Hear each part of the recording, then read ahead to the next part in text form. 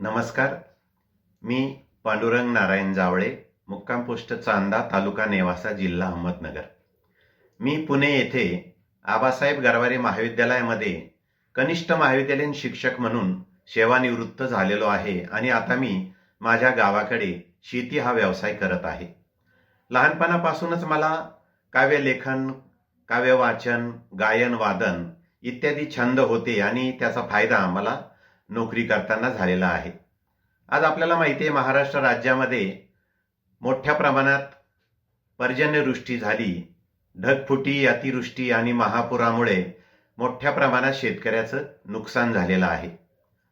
हे शेतकऱ्यावरील, या बळीराजावरील, ज्याला आपण जगाचा पोशिंदा म्हणतो, अशा शेतकऱ्यावर मोठं संकट कोसळलेलं आहे आणि त्या संदर्भातच शेतकरी कसा या संकटाचा सामना करतो या संदर्भातील एक कविता मी आपल्यासमोर सादर करणार आहे.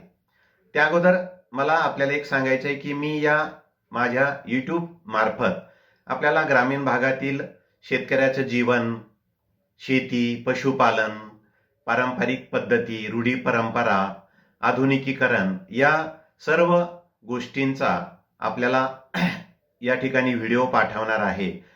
तरी माझी आपल्याला विनंती की या माझ्या येणाऱ्या व्हिडिओला आपण शेअर करा, सबस्क्राईब करा आणि लाईक करा.